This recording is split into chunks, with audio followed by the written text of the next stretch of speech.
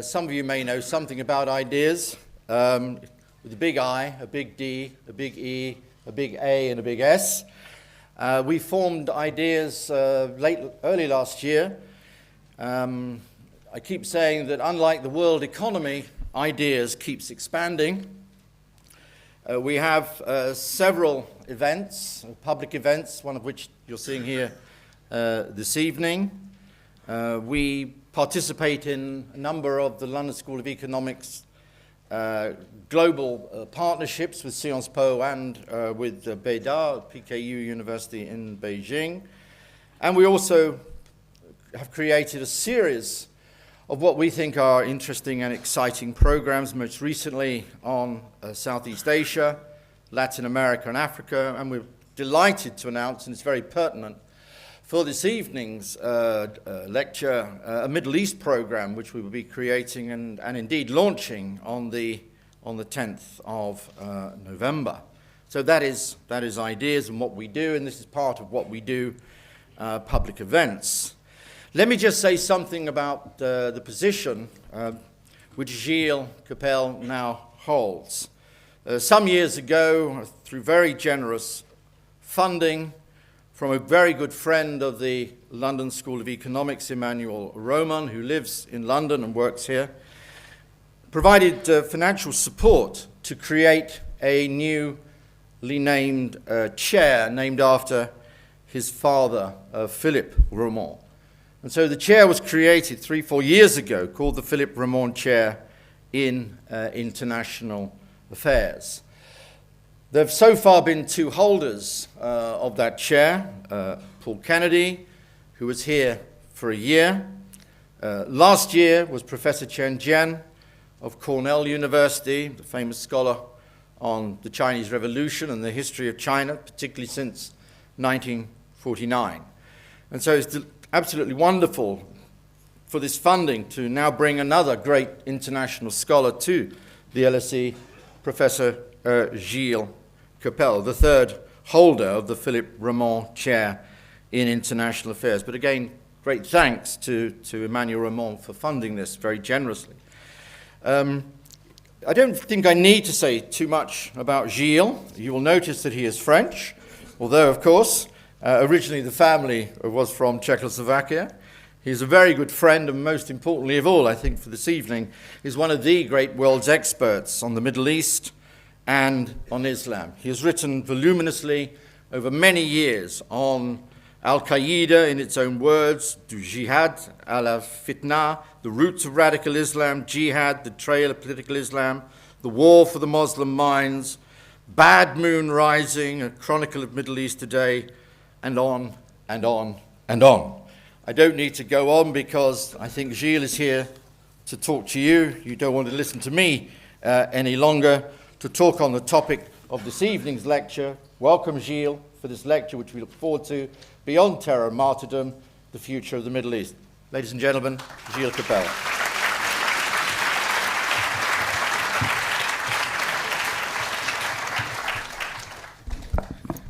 Oh, no, this isn't light. Thank you very much, Mick. This is the first time I'm a man of ideas because you asked me to wear the badge where it says ideas. So I feel thrilled, and I would also like to thank my compatriot, Emmanuel Roman, who funded this chair. But as far as you've mentioned, he did not give me this position because I'm French. You decided, right? Oh, you did. Okay, fine. So it's not an affirmative action thing, right? Thank you very much for inviting me to come to LSE, and I'm particularly glad to be here as you know, Sciences Po, which is my alma mater, and LSE are sister institutions, and as many people don't know us in areas where I spent a lot of time, like the Persian Gulf, when they ask me, what is Sciences Po? I said it's the sister institution of LSE. So I'm longing for the day when people will ask me, what is LSE? And I say it's a sister institution of Sciences Po, but I don't know whether I'll see that before my retirement, which is going to happen soon, hopefully. So The lecture tonight, the title of which was selected by Professor Mick Cox. This is not me up here, no. Beyond Terror and Martyrdom, the Future of the Middle East is the title of the last of my books that was published into your language and translated into your language. And I'll try to sort of find out with you the rationale of, on the one hand, of what I would call the clash of the two grand narratives that we have witnessed during this last decade. On the one hand, the grand narrative of Al-Qaeda, the grand narrative of, which I would call of jihad through martyrdom, and on the other hand, the grand narrative of the Bush administration, which is the grand narrative of the war on terror. And I will try to show how those two sort of grand narratives ran parallel, ultimately failed, and what we are left with now, i.e. with the sort of new worldview which is being shaped by the Obama administration. And we've all noticed that the brand new Nobel Prize winner was honored by the Nobel people more for his ideas than for his accomplishments, because in terms of accomplishments for the time being, we have not seen much, quite the contrary. The Middle East process is reaching a sort of a zero level. Iraq is in turmoil and Afghanistan is going really bad. By the same token, Al-Qaeda has been to a large extent replaced as the sort of champion of the anti-Western and anti-American, anti-Zionist, anti-what-have-you cause in the region by a new actor who's impersonated in the elegant Mr. Ahmadinejad from Iran, and who is, if you wish, who is sort of helped, backed within the Arab, the non-Farsi speaking, but the Arab world by Hezbollah and its prominent dimension in terms of the only Arab party, or even the Arab state, if you wish, that could ever win a victory against Israel, or at least a non-defeat against Israel, which gives it an enormous amount of prestige. And I believe that we are now seeing a system in the Middle East which is changing, when, as opposed to the sort of Bush against Al-Qaeda two grand narratives which molded the past, on the remnants of those two failed grand narratives, is something new is emerging, which I am unable to explain. I mean, because this is a process in the making, but I would like to share some ideas with you about that, and then we can have, maybe you can help me in the discussion, as I see many prominent experts of the region here. So, let's start with what I would call the Al-Qaeda grand narrative of jihad through martyrdom. In year 2000, I published a book in French which was called Jihad, Expansion et Déclin de l'Islamisme, Expansion and Decline of Islamism, in which I explained that the radical Islamist movements were in decline. And then came, and people said, interesting, and then came September 11, and as early as September 12, a number of voices in Frogland, on the other side of the channel, started to ask me to resign from my job in the university, saying that they were not paying taxes for such a fraud to survive, and things like that. And patience is one of the virtues of the academic, and so I tried to say that whatever was done by bin Laden proved me right, which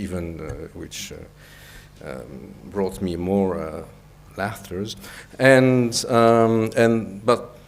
I still believe it proved me right. To what extent? Because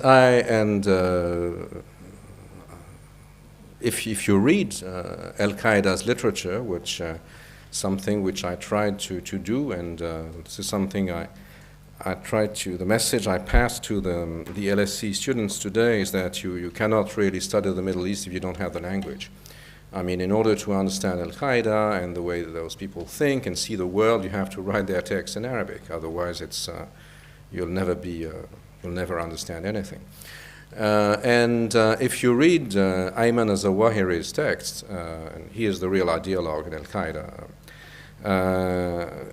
Zawahiri circulated on the web by the end of 2001 a little book called Nights with a K, under the Prophet's, K in the beginning, under the Prophet's banner, that explained that all through the 1990s, Islamist radical movements had been a total failure. That they had tried to duplicate the Afghan jihad of the 1980s that had been successful in ousting the Red Army out of Afghanistan. And then they tried to duplicate that in Egypt, in Algeria, in Bosnia, in Chechnya, in Kashmir, and it was a failure. They could not mobilize the masses that were afraid and that would not go with Al-Qaeda against their apostate rulers, the Mubaraks or the Shadlis or what have you of this world. It was a failure. So they have to find another strategy. This was why they were in decline, if you wish. They had to find a totally different strategy. Simultaneously, in the 1980s, there was another strategy that worked. Something on which Al-Qaeda had no real access, that Al-Qaeda wanted to sort of to hijack for its own purpose. And that is what happens in Israel and around Israel. The Hezbollah, in Lebanon, thanks to its martyrdom operations or suicide attacks, I mean, if you're favorable, it's martyrdom operation. If you're hostile, it's suicide attacks. Strategy managed to oust the Israeli army from southern Lebanon in 2000, which was celebrated as the first Arab victory against Israel since 1948. And then, within Israel proper, as of 1996, the Hamas movement launched, mimicking Hezbollah to a large extent, suicide attacks or martyrdom operations against Israeli civilians. Something which sort of led to a heated debate within Sunni ranks. Some doctors of the law, Sunni doctors of the law, would say that it was perfectly okay, like the famous alim and the good friend of Ken Livingstone, Sheikh Mohammed al-Qardawi, who said that in peculiar conditions of duress, as was the case in Israel, it was perfectly legitimate to target civilians. And anyway, Israelis were not civilians because they were all doing their military service, women included. So they were all soldiers who were temporarily in civilian clothes. And as far as children and whatever, they were collateral damage and no big deal. Others, people in Saudi Arabia, Saudi ulamas, were much more cautious, and they considered that, this was really suicide attacks because they feared that this cycle of violence that was being engineered outside the grasp of the Saudi leadership could not be controlled and would one day or another become detrimental to the very Saudi system, which was to happen a few years afterwards. Nevertheless, suicide attacks or martyrdom operations against Israel proved efficient, and even on Saudi television, you had telethons for the families of the martyrs, i.e., the ones who blew up themselves, and it proved extremely popular all around the Arab and the Muslim world. And so Al-Qaeda's strategy for 9/11 was a blend of those two issues, i.e. a sort of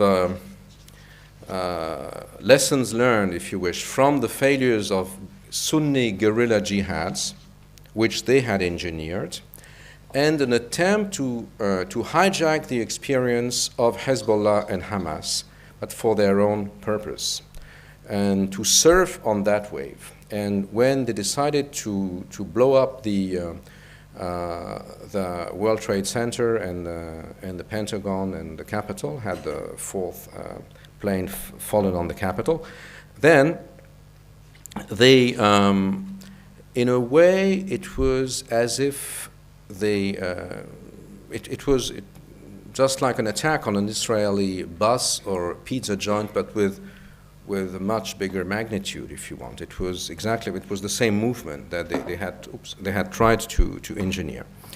And then there was a heated debate within the Muslim world there again. Was 9/11 a martyrdom issue, or was it suicide?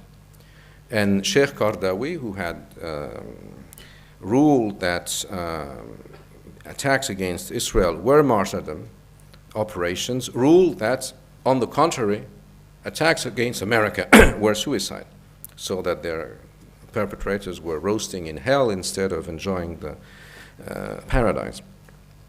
And nevertheless, in spite of the fact that many people in the Muslim world said that they did not approve of that, there was a feeling of revenge, if you wish, that the arrogant Americans had been punished.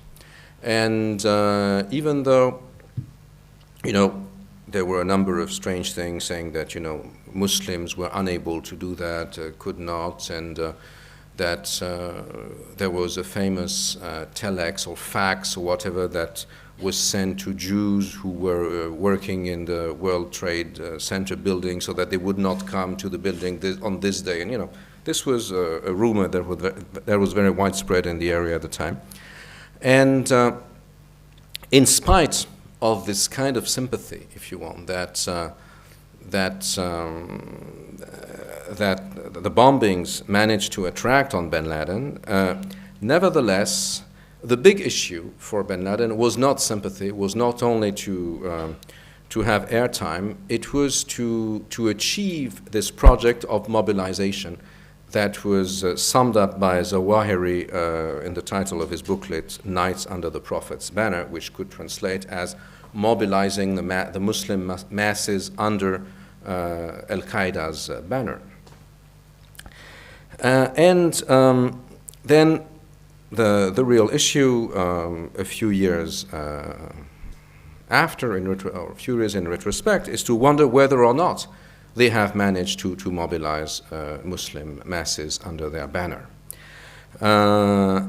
At first, they had thought that they could trap U.S. and Allied forces in Afghanistan, just like the Red Army had been trapped there in the 1980s. And this is why, among other things, they killed Commander Massoud. But the operation that was conducted at the time did not really lead to a defeat of the Western forces. The Taliban were promptly ousted then, but Al-Qaeda could not be destroyed. They fled to, most of them fled to the place they're probably hiding now in Waziristan, on the other side of the Pakistani-Afghan border, or the Durand line, amongst the Pashtun tribes, and then U.S. and Allied forces were distracted from their original task, i.e. to destroy Al-Qaeda and its network, to embark into something else, which I will mention later on in this war of terror narrative, that is to say, the destruction of Iraq and the building of a new Iraq on its ruins. So for Al-Qaeda, this first this first attempt at a provocation, if you wish, was a failure. And then you had a number of copycat editions of 9/11, but with much less intensity, where you had bombings from Tunis to Bali to Casablanca to Madrid and to London, of course, and operations that were meant to show that Al-Qaeda was still alive and kicking, that had, or bombing, if you wish, that it had capacities for action, but in terms of what their ultimate goal was, i.e. mobilization of the Muslim masses, capacity to topple the regimes, it was also a failure. Finally, what they saw as their great option, their golden opportunity, was the invasion and occupation of Iraq. They believed that Iraq, much more than Afghanistan, that had always been marginal in the sort of Muslim cultural worldview. I mean, Afghanistan was a Muslim country, but people didn't know much about those guys up here in the mountains who spoke a language most people didn't understand. Iraq was the place of Baghdad, of the Abbasid Caliphate, well known and renowned in Arab and Muslim culture. And the fact that Crusader impious armies invaded Iraq was, so they thought, an excellent opportunity for them to mobilize for jihad worldwide, as had been the case in Afghanistan. And they were convinced that they could, thanks to the Iraq war, that they could attract plenty of Muslims from everywhere in the world to Iraq to fight Crusaders, that those Muslims, wherever they were in the world, also would mobilize against the local powers, that be stooges of the West or what have you, and that would create a movement that would lead the West to its destruction. And at first, superficially or from a distance, it looked like it would work, as opposed to what people thought in London or Washington at the time. The Iraq war was not a cakewalk. On quite the contrary, there was this Sunni insurgency that had not been foreseen, and the Al-Qaeda people, the foreign fighters in Iraq, came courtesy and stayed in Iraq courtesy of the Sunni insurgents. But soon enough, the agendas of the Sunni insurgents and of Al-Qaeda became different. Al-Qaeda wanted to wage this sort of universal jihad out of Baghdad. Baghdad and Iraq would be the sort of the metonymy, if you wish, for this worldwide jihad. Whereas the Sunni insurgents, the local Sunni insurgents, had different vested interests. They wanted to use the foreign fighters against the Shias, who were privileged by the Americans, who wanted to have a new Iraq governed by a Shiite majority, who was perceived as non-necessarily hostile to the West and non-necessarily hostile to Israel. And that would also allow people to have a new revamped Iraq that would play a major role in the Middle East, that would pump a lot of out of OPEC oil, that would give a lesson to the Saudis for 9/11, and that would make of Iraq a swing producer in the oil production, and then that would deprive the Saudis of this absolute hegemony on oil, on the oil market. This did not go as planned, as you all know, and the problem was for Al-Qaeda, well, for Americans and their allies.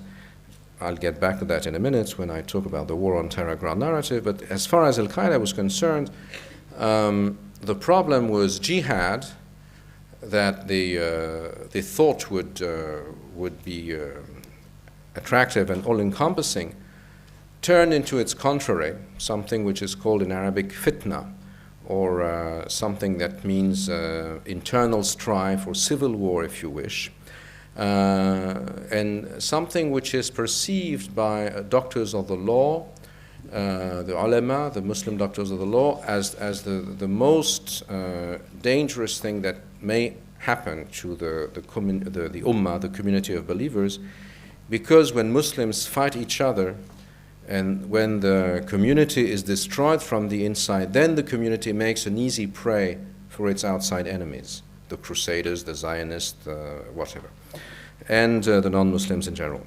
And while Al-Qaeda suicide bombers were blowing themselves up in crowded Shiite bus stations, markets, and the like, where the huge majority of casualties and deaths and the like in Iraq caused by Al-Qaeda were not Americans but fellow Iraqis and fellow Muslims, even though they were Shiites, your average Muslim in the world, in the rest of the world, who was not that clear of the divide between Sunnis and Shiite, just didn't understand anything anymore.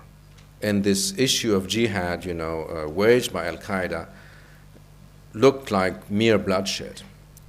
That led also to internal criticism within Al-Qaeda, people who started to say that shedding Muslim blood was a major sin, that Zawahiri was following a foolish strategy.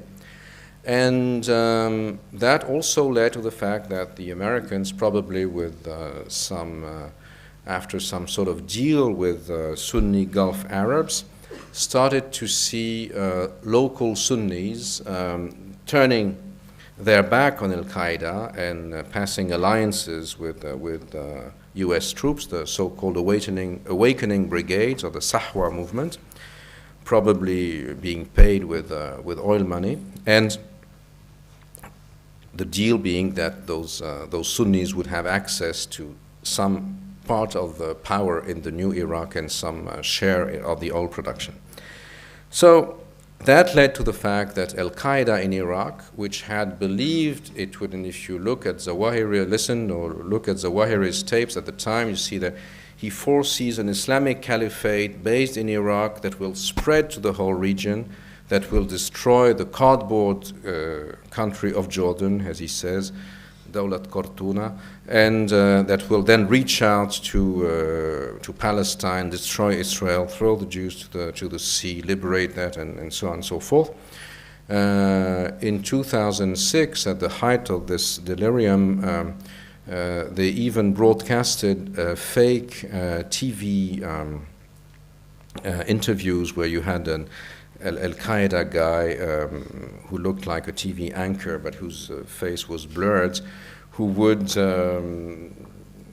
tell viewers on the web about the Council of Ministers in the new Iraqi Islamic Emirate, and it just looked like the Ba'athist Saddam Hussein people, and Minister of war is so and so, and Minister of Industry and so and so, and but this was just became a fantasy, and it ended nowhere. And to a large extent, Iraq was the cemetery, if you wish, of Al-Qaeda's illusions. And who benefited from the Iraq war at the end of the day? The common nemesis of the Sunni radical extremists on the one hand, i.e. the heretic Shiites, and of the US administration, i.e. the revolutionary Iran. Now, let's have a look at the second ground narrative that developed to a large extent in parallel, and that each one feeding the other, which is the narrative of the war on terror. When George W. Bush came to the White House, he was not If you remember, he was not really interested in world affairs. He saw Clinton's efforts at engagement, state building, and whatever in the Middle East as futile, and he was not at all into this issue. Now, with 9/11, he came under the influence or under the spell of a number of his advisors, who are known, as you all know, as the neoconservatives, who sold him a new vision of the world that including a major reshuffling of cards in the Middle East. As you know, most Arab Americans had voted for Bush because he was son of Bush, and Bush rhymes with oil and Texas, and usually Republicans in America were pro-Arab and pro-oil, and Democrats were pro-Israel because, for a number of reasons, among others, that the upwardly mobile Jewish populations were usually Democrat voters and contributors, and so on and so forth.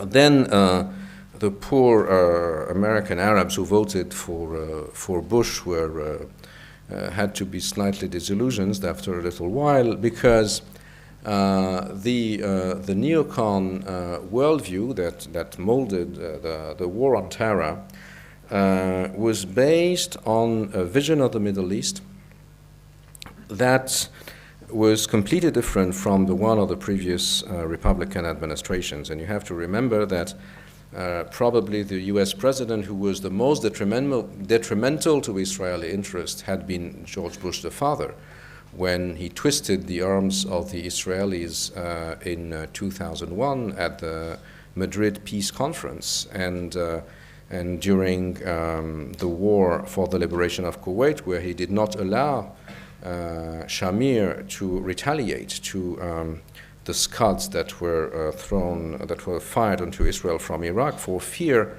that the coalition, the anti-Iraqi coalition, where you had a number of Muslim states, would break on that.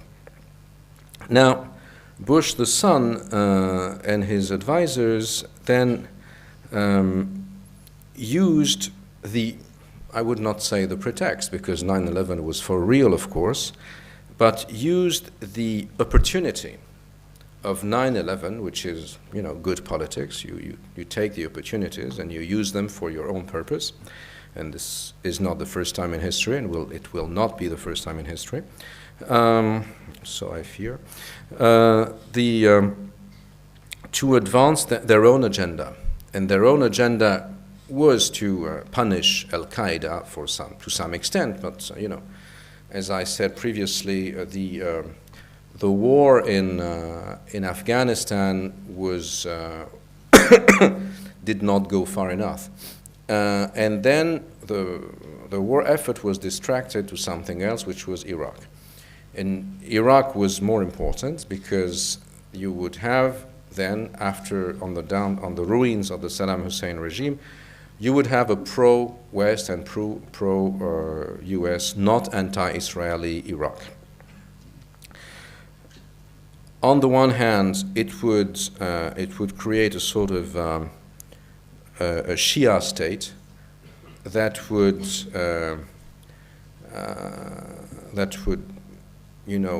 balance the power of Sunni, in particular Saudi, oil producers who were not trusted anymore because of the 15 Saudis out of 19 hijackers of 9/11. And it was perceived as a means of officially at least, or on the surface, as a means of democratizing the Middle East.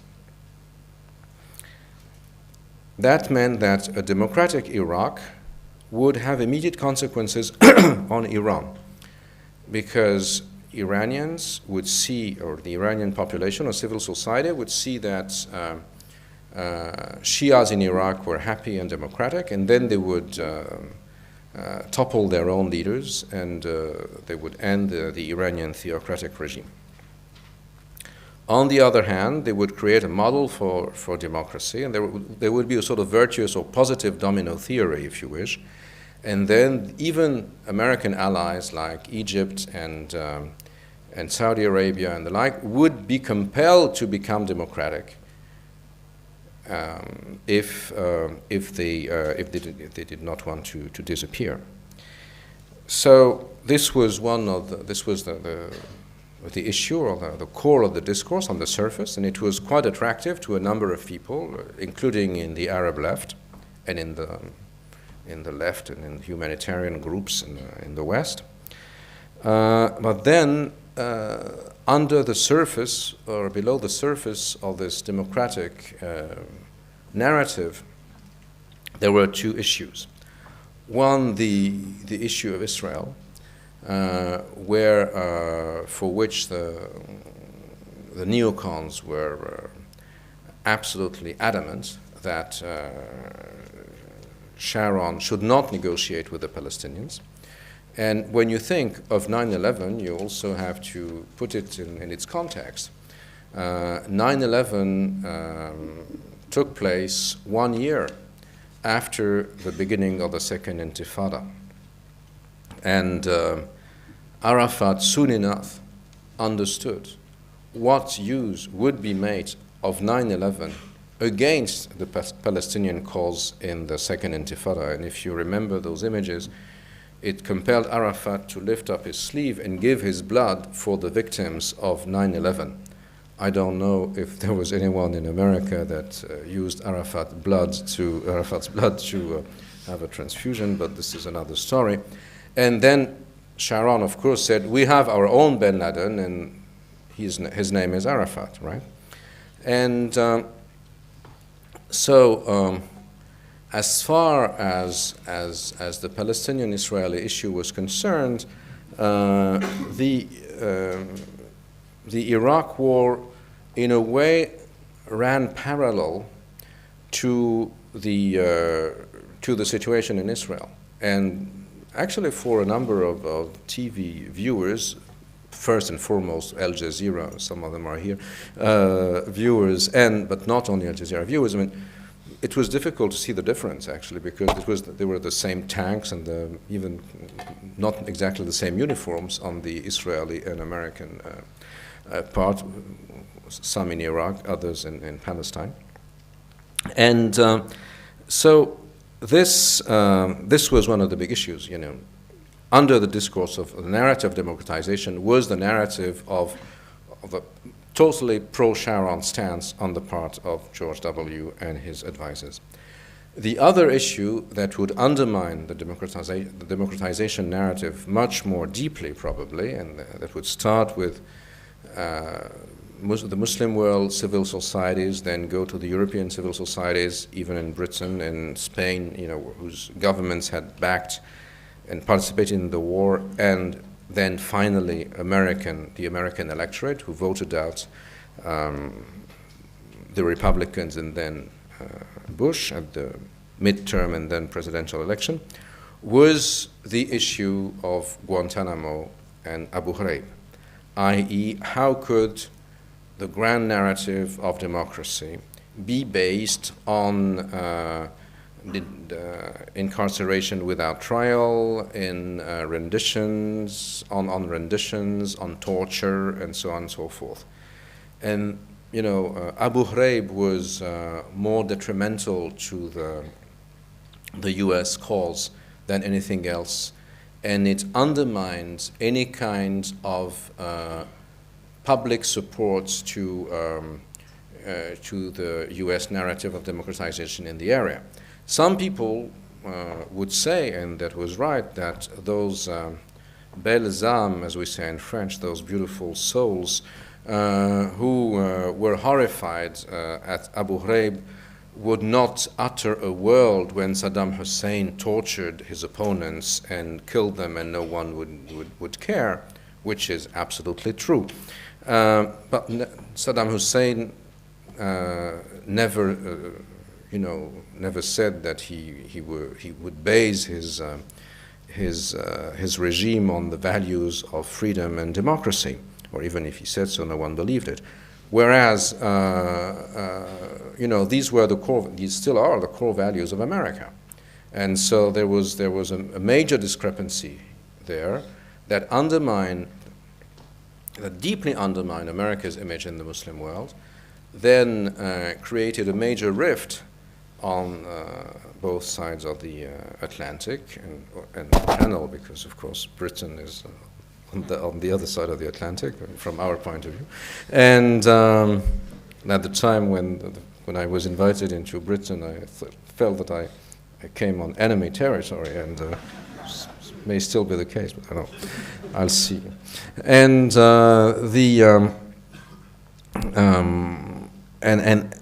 and that, at the end of the day, I mean, I guess was what allowed for this sort of major change in America that led to the election of the first black president with a Muslim name, Barack Hussein Obama, as president of the United States. I mean, because of it's the economy is stupid, of course, but it's also in a context where the white establishment had failed to deliver and had betrayed the core values of the American people to such an extent that, after all, there was room for someone who looked like Obama and whose middle name was Hussein to save the system.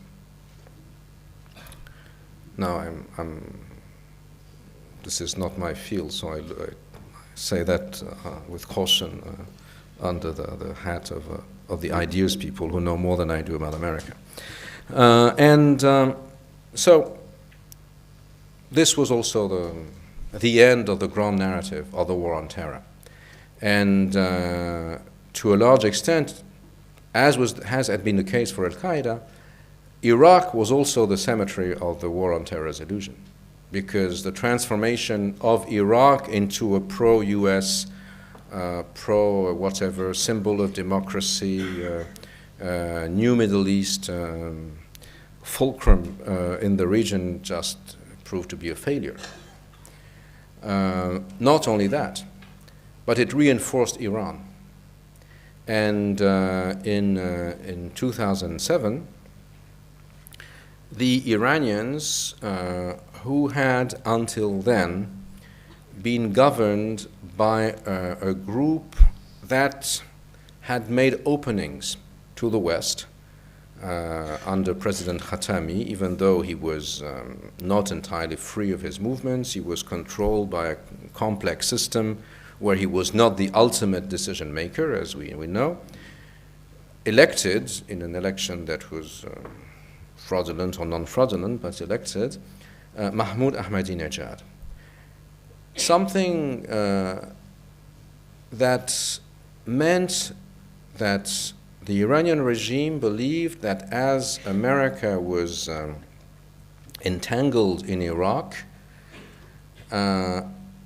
Iran could sort of, how do you say that in English, raise the bets or faire monter les enchères, have the, Marie, how do you say faire monter les enchères?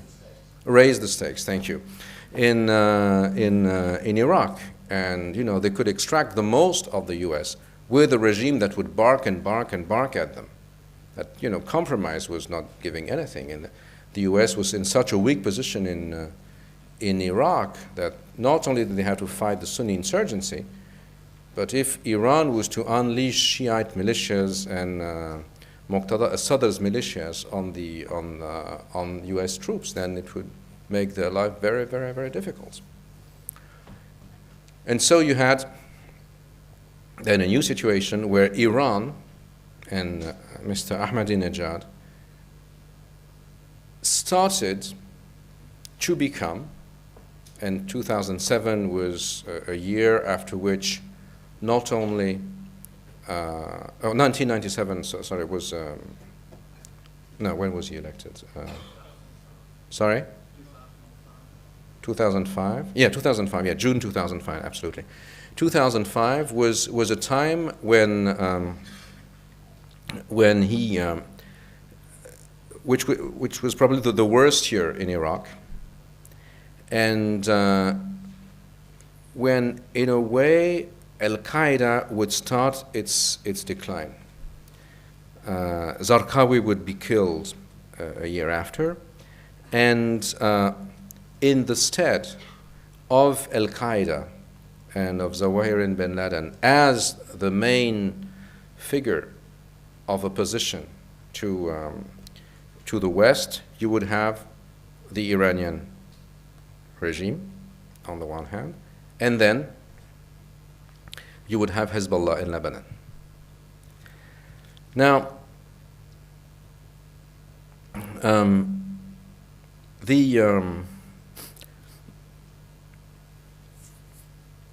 these two ground narratives, as I tried to show you, functioned one against each other. And on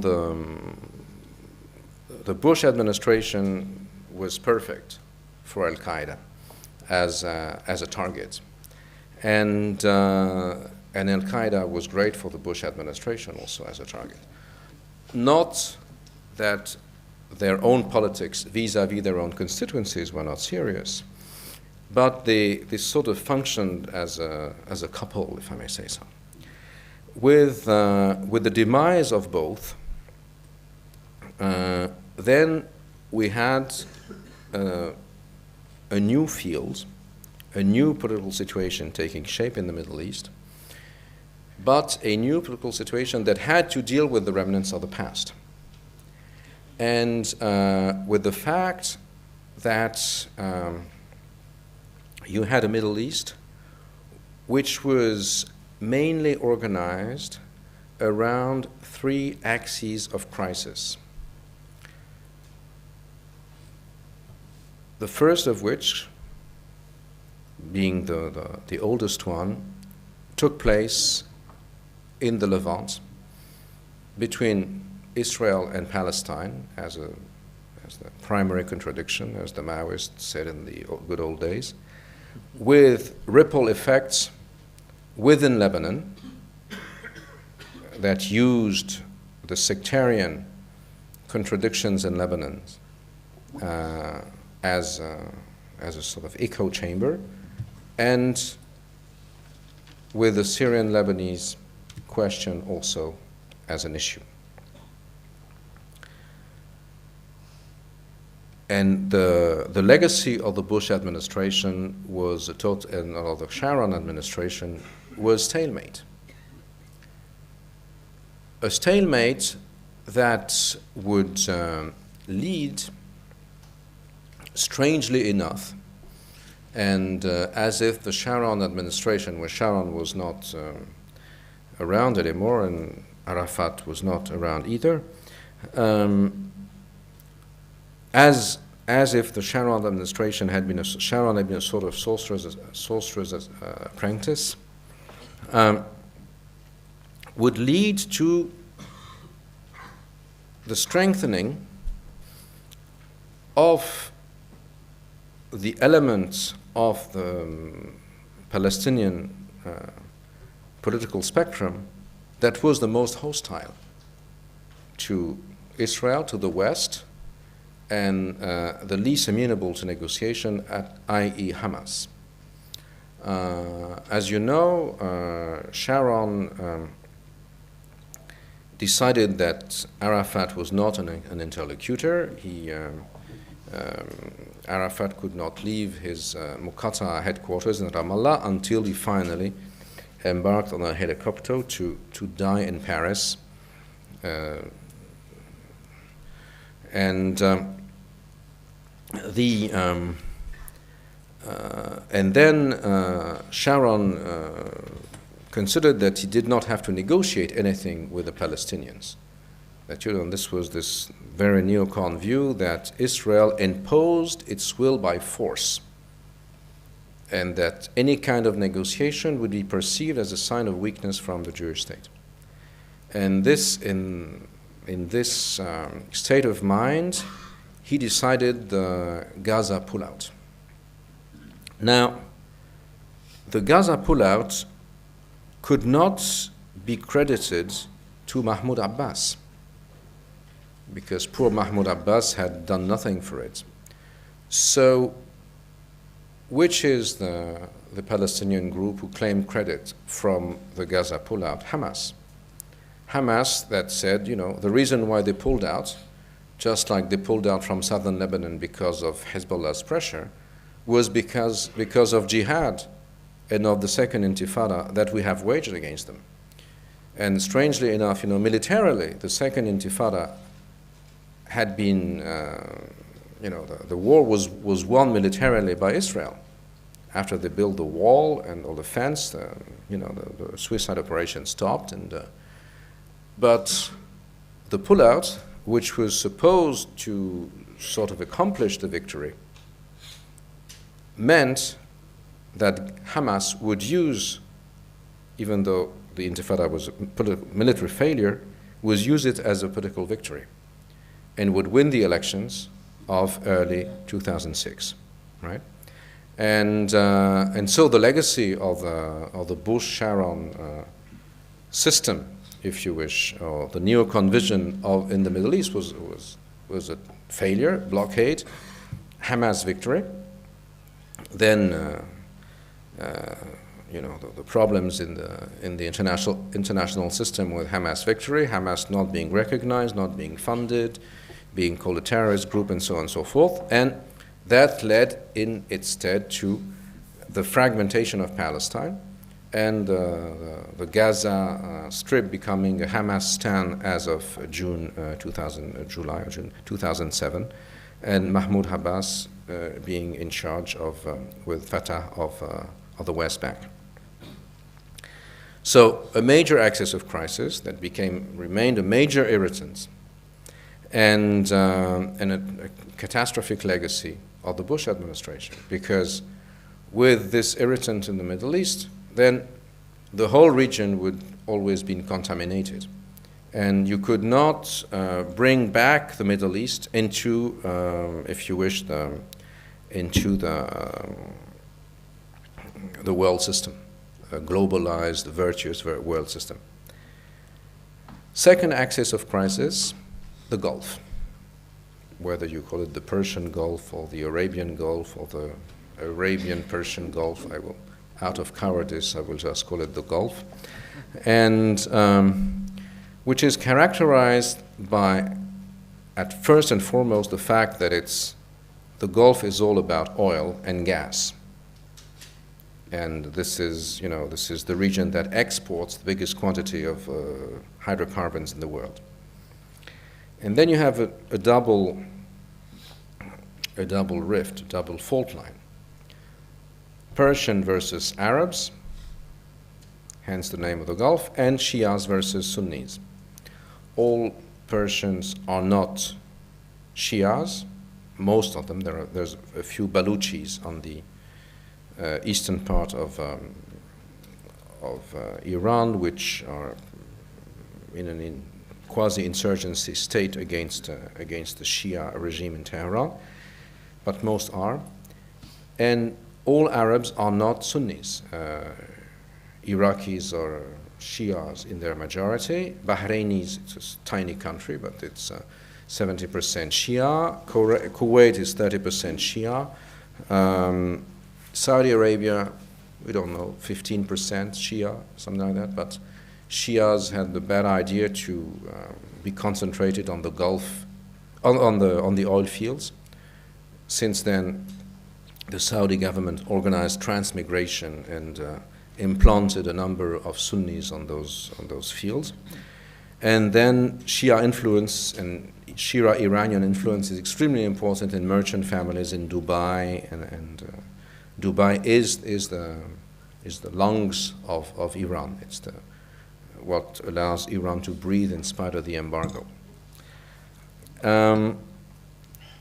And then we have a new Iran, which, thanks to George W. Bush, elected Ahmadinejad, that decided to make its outing, if I may say so, on its nuclear program, something which is perceived on the other side by the Gulf Arabs as a major threat. The Israelis consider, and this is a way for them to say that they're the bulwark against the barbarian Ahmadinejad, that the Iranian would-be bomb is directed first and foremost against them. But the ones who fear, but the Israelis have retaliation possibilities. The ones who fear the Iranian bomb most are the Arab states on the other side of the Gulf, because an Iranian nuclear military capacity would mean that the whole Gulf, in spite of alliances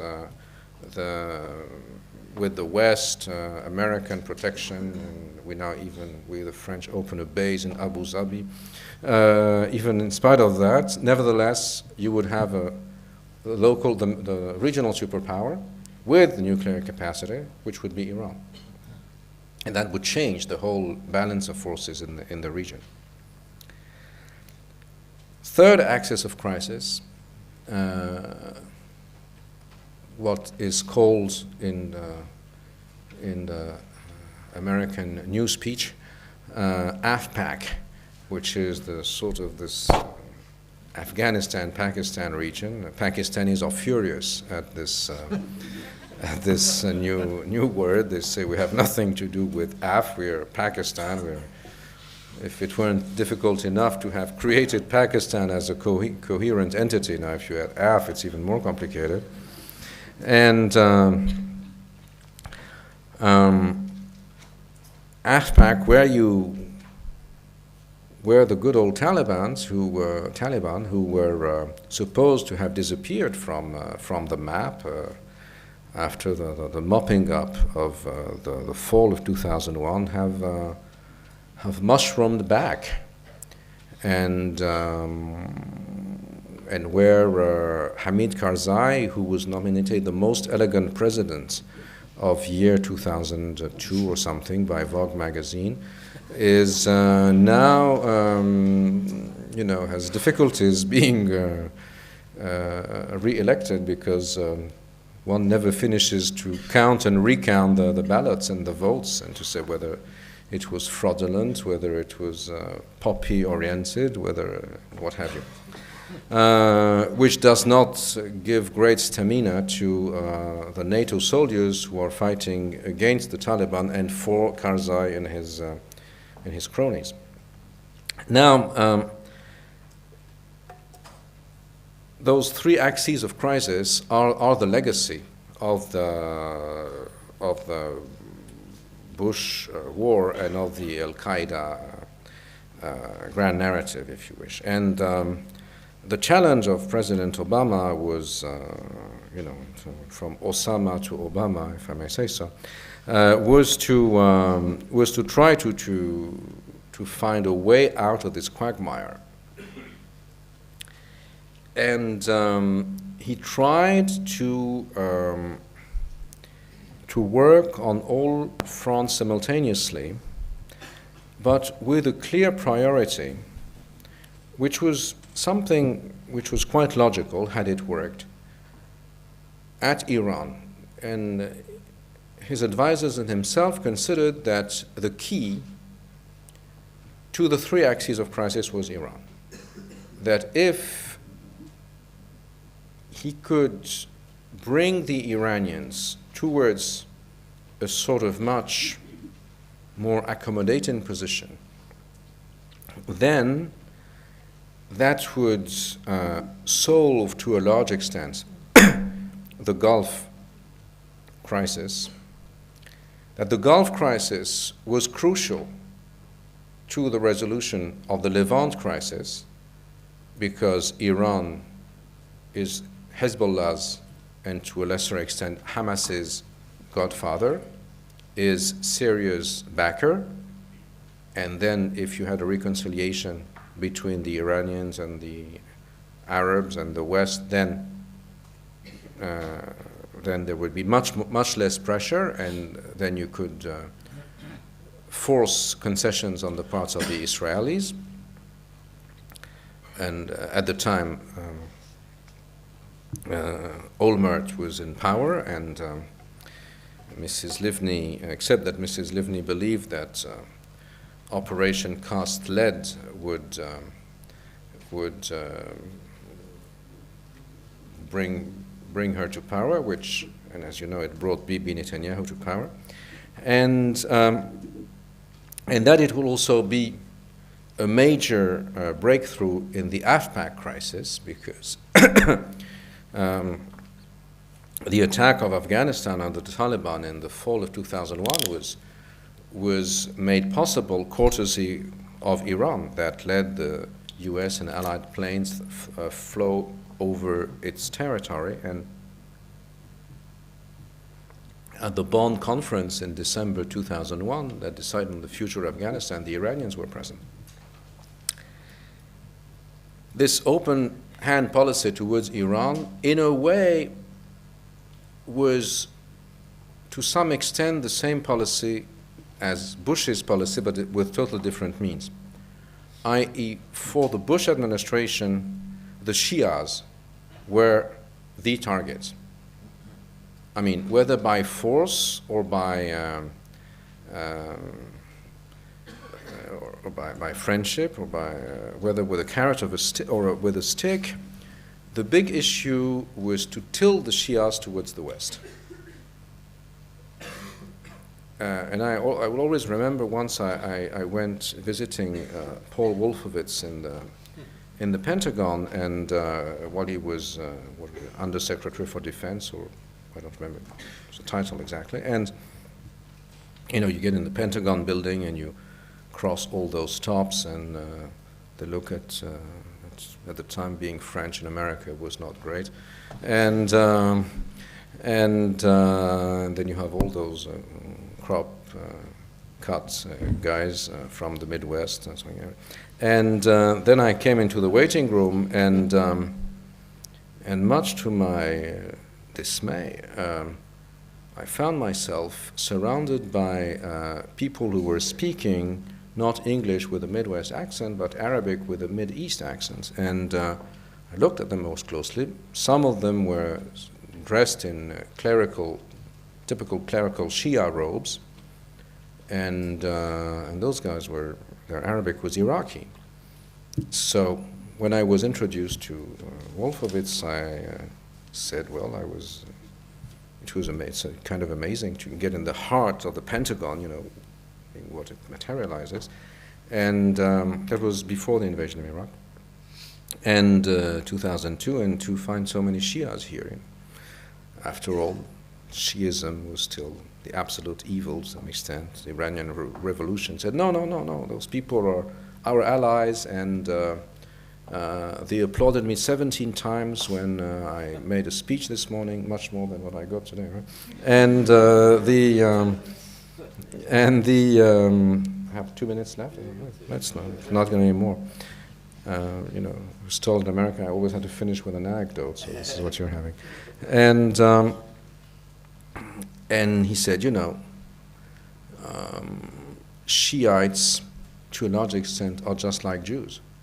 You know, they were deprived from a state by their oppressors. In the good old secular days, the sons of the Ayatollahs became leaders of the communist parties, just like in the West, much of the communist establishments, people were sons of rabbis or of Jewish cobblers. And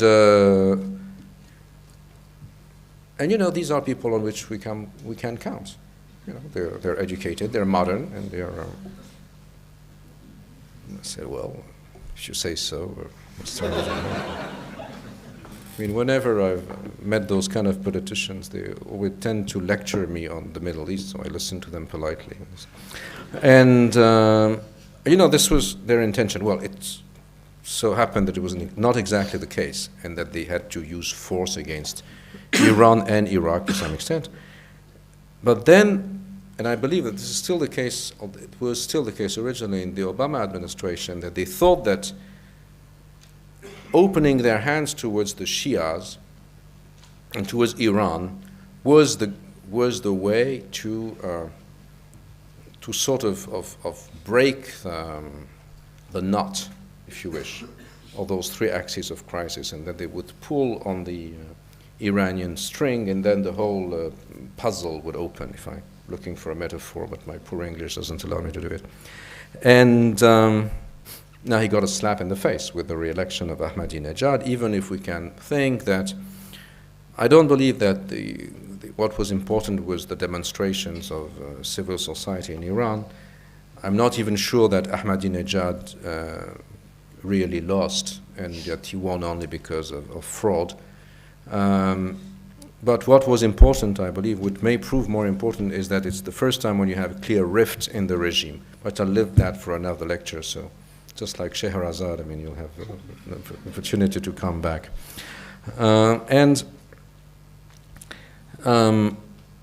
Now, with the failure of this opening to Iran, which he tried to compensate with the speech in Cairo, in the capital of Sunni Arab world, which there again, created many hopes, probably amongst the Norwegians, because they gave them the Nobel Prize. But as far as Muslims, I'm not sure that it. Oh, sorry for ideas is half controlled by Norway, so I think I've lost my half of my salary tonight, and so I'm looking at Ireland and Wales for didn't say anything wrong against it, and so this is where we are now, and I believe that the Obama administration, has tried to find an alternative narrative built on human rights, but for the time being, he's still plagued with the remnants. I mean, we still have the pieces of the puzzle. They don't work together as they did when we had the previous narratives. We have new actors, but you will not know before the next lecture how those things will end. Did I tease interest enough for your cycle of lectures? Well, thank you for tonight. And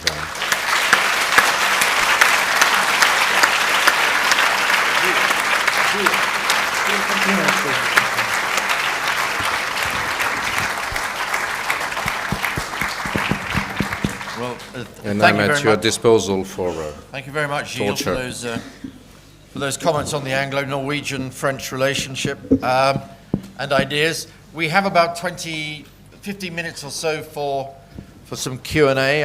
With the tour d'horizon like that, I think there'll be quite a lot of questions. Where's the person with the microphone, please? Thank you. There's a gentleman down here. If you could just leave quietly and quickly. I think we get on straight away. And who's got the microphone upstairs? Okay, the gentleman here.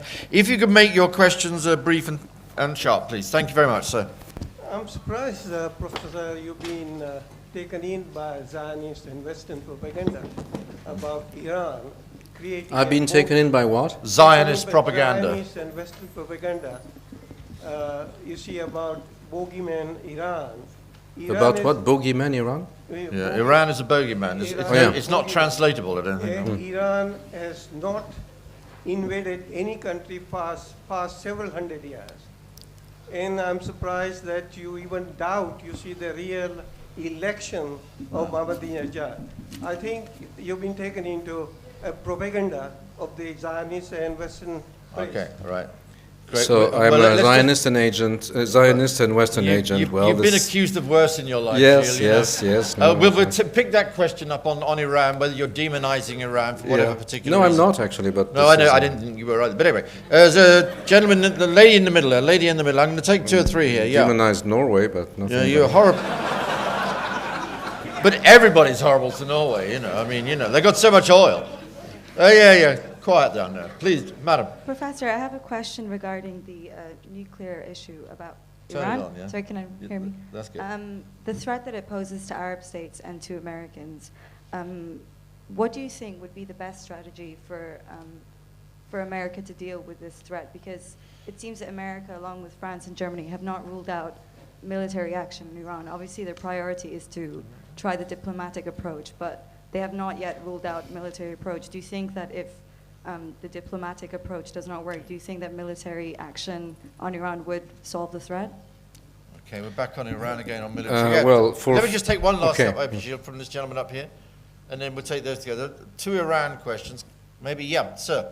Right. You mentioned, but my question is largely to do with Iraq, actually. Oh, right, okay. You mentioned relations between Al-Qaeda in Iraq and the Sunnis in Iraq, and I'm just wondering as to whether the uneasy relationship that you mentioned isn't really just, I mean, I don't think it was actually as uneasy as one would suspect, because I think that, basically when you refer to Sunnis, I'm not sure who you're exactly referring to, and also secondly, that there is actually quite a sort of appropriation of the tactics used by the Al-Qaeda in Iraq by the Sunnis or whoever you're referring to.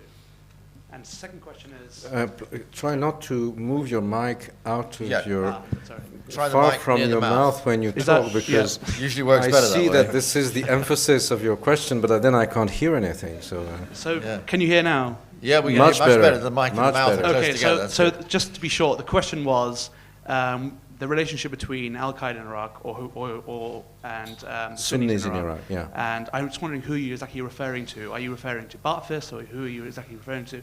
And the second part of that question is, isn't there actually a much closer relationship between the two in terms of the appropriation of the tactics used by Ba'athists, shown in August, for example, with the suicide bombing of public buildings? So, I mean, isn't there actually much more of a continuity in sort of tactics used by these organizations, rather than sort of a much sort of discordant relationship between the two? Okay. Okay, Gilles, trying to go on there. Okay, as far as Iraq is concerned, I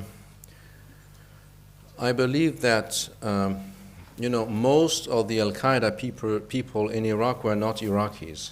They were foreigners who were hosted in Iraq by Sunni constituencies, whether they be Ba'athists or tribal leaders, and who had a vested interest in common, i.e. to fight Western presence, not only because it was Western presence, but because they would deliver Iraq to the Shiites, and when they would deliver Iraq to the Safavids, or i.e. to the Iranians, right? And this was a big fear of the Iraqi Sunnis, and so Al-Qaeda was very useful in this respect.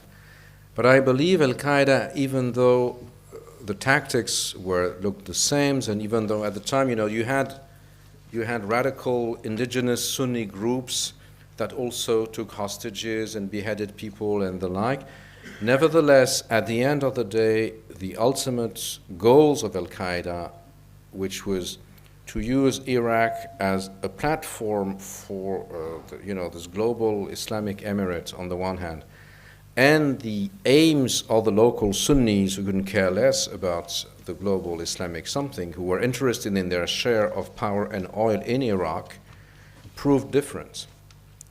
And this is why so many Sunni tribal leaders could, turn their back on Al-Qaeda and embrace General Petraeus's strategy after the surge. Now, the fact that you still have people blowing themselves up in Iraq is part and parcel of the negotiation between, for power and the bidding for power, and the Sahwa people believe that they do not get enough of the cake for the time being, and they want to have more. And this is part of the general bidding, I think. But it doesn't have anything to do with the issue of Al-Qaeda. I believe that Al-Qaeda, as a contender for power in Iraq, is not well anymore. Now, as far as Iran is concerned, and for fear of being called Zionist than an imperialist. I always prefer to be called a frog. Oh, am I taking this wrong? Okay, but you know, well, that's life. I may because I'm so stupid. And how could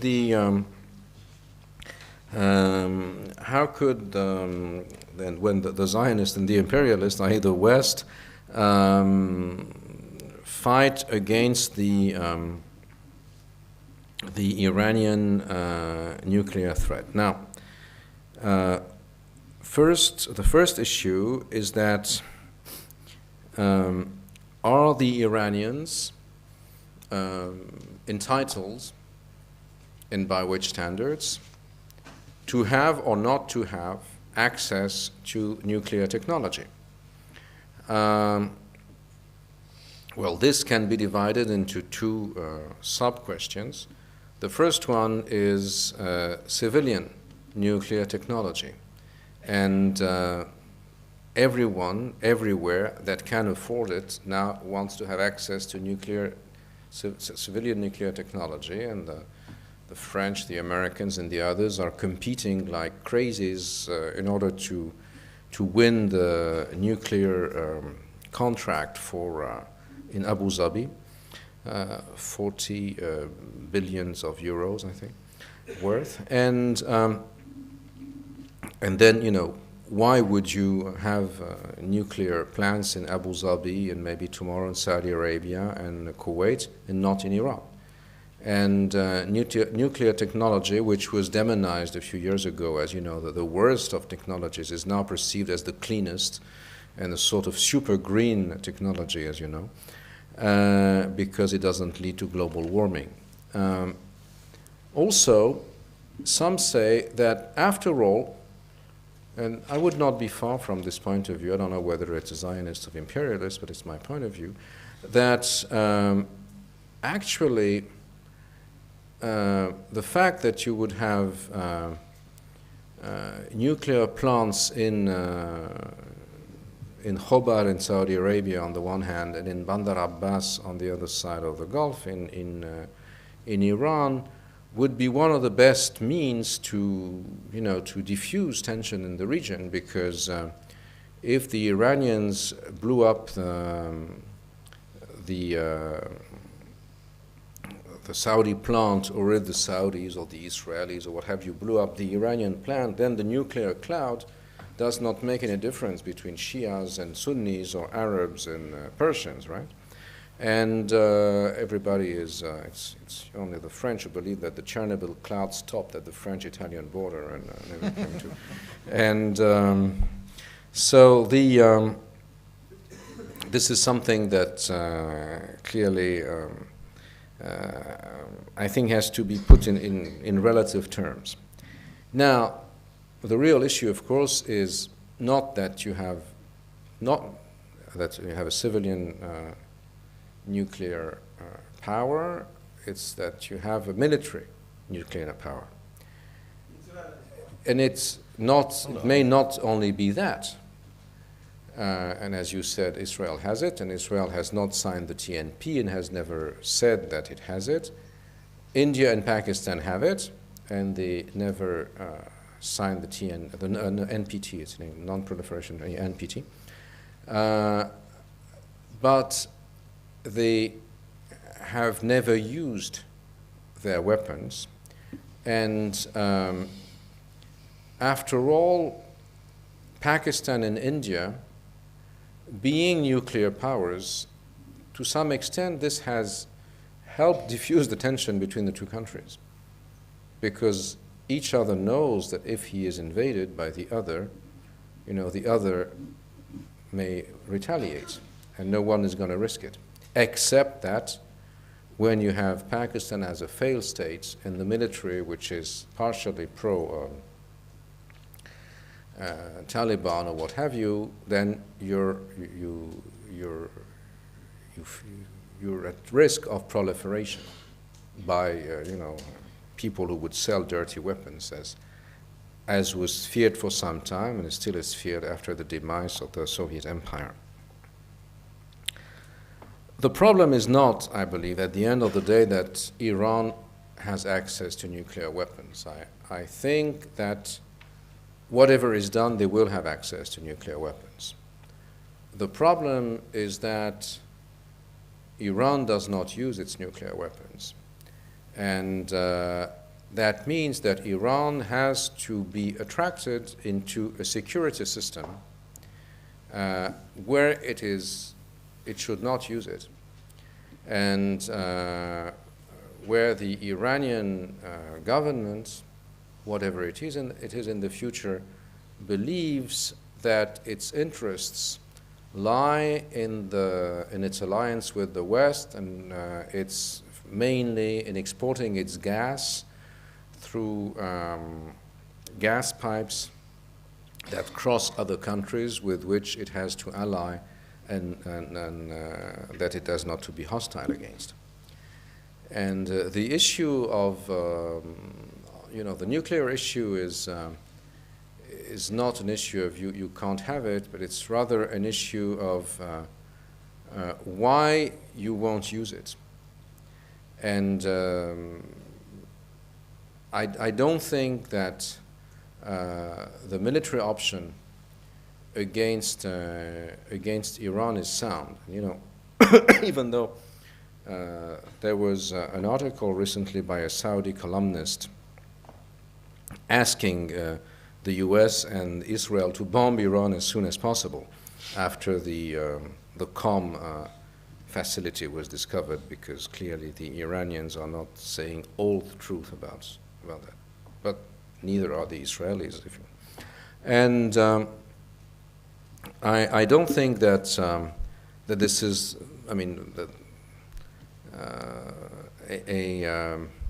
I'm not sure that with its army clogged in Iraq, with the stalemate in Afghanistan, the U.S. and most of its Western allies can bear the opening of the third front in Iran. Any other question? No, I think on that, at least the one optimistic note of the whole evening, I think we will draw the proceedings to an end. Let me just make one or two quick announcements before I can quickly move to thanks. Just to remind you that on the 10th of November, IDEAS will be launching its Middle East program under the chairmanship of Professor Nigel Ashton. And I'd also like to welcome here this evening, Gilles is, of course, as you may have noticed, French. But I'd also like one of the new appointments we've made at the permanent appointment we've made at the LSE is Professor Fawaz Jurges, who is here this evening. So welcome to Fawaz. We're very pleased to have you here.